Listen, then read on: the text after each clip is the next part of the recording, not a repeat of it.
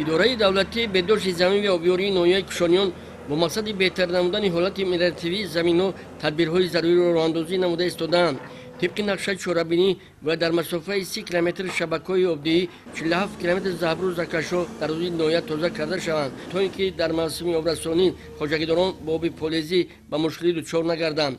از مشاهده برمی‌آید که در حدود ناحیه 3 عدد تکنیک زمینکن از حساب اداره دولتی بهداشت زمین و آبیاری ناحیه با طریق شهرداموی به کار آماده بوده به توزیع کردن زهبر و زکشوهای بین خواجگی مشغول می‌باشند.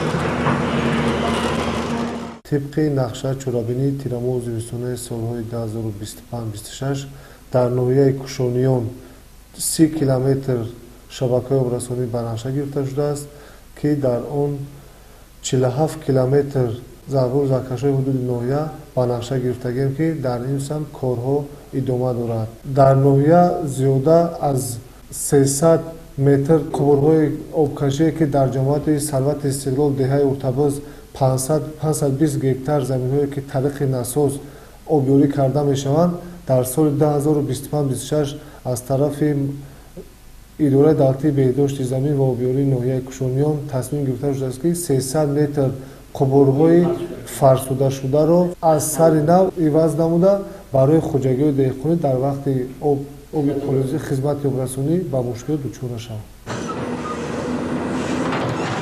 مورد ذکر است که در جامعه دیوتی مینتاباد توزیع کردن زهبر و زکشو در مسافه زیاده از 5 کیلومتر به نقشه گرفته شده. عین حال در این سمت کارها ادامه داشته زیاده از 2 کیلومتر آن توزیع کرده شده است. ما خواجگیدارا تصمیم گرفتیم که همین زهبری که مسافه‌اش از همینجا تا اونجا 1 کیلومتر است توزیع نماییم. چون خود می‌بینید همین زهبری که امروز ما توزیع کرده ایستادیم زیاده از 10 سال بود که اینا ما توزیع کرده نبودیم. من امروز با صفت خیلی بلند توزیع کرده ایستادن و ما می‌نداریم از حکومت و از ما می‌نداریم. این آینده برای بلند برداشتن حاصلناکی این خیلی مفید است. بنابراین اطلاع مسئول اداره دولتی بهداشت زمین و آبیاری ناحیه در سال سپری گردیده حالت مرتبی زیاده از 80 گکتار زمین ها بهتر گردانده شده است که این امکان می‌دهد خواجگیران حاصلناکی زراعت‌های کشاورزی را در این قبیل زمین ها بلند بردارند. در سال روان طبق نقشه باید حالت مرتبی زیاده از 100 گکتار زمین ها بهتر و خوبتر گردانده شود. یکی از عامل‌های اساسی بلند برداشتن استحصال محصولات کشاورزی این پیش از همه بهتر نمودن حالت مرتبی زمین ها و ثمرانک و عاقلانه استفاده بردن هر یک قطعه زمینی کارم آبی میباشد. در سال 2025-26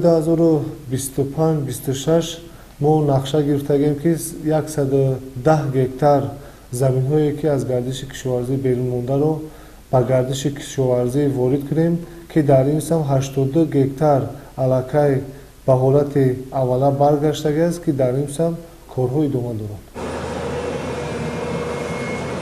با این مقصد مسئولین اداره دولتی بهداشت زمین و آبیاری ناحیه در همبستگی با ریاست کشاورزی ناحیه کوشش بران دارند که حالت مرتبی زمین‌های غیر قانون‌بخش را به گردش کشاورزی وارد نموده انشاءات‌های آبرسانی، زهبر و زکشو و پایگاه آبکشی را به موسم امسال پورا آماده نموده تا اینکه در موسم آبرسانی خواجگیداران حدود ناحیه را به یگان مشکلی با آب فلزی تامین نمایند. خلمرود نیازی غیرشوی مردم نمازل ارگش برای برنامه اخبار از ناحیه کشانیان.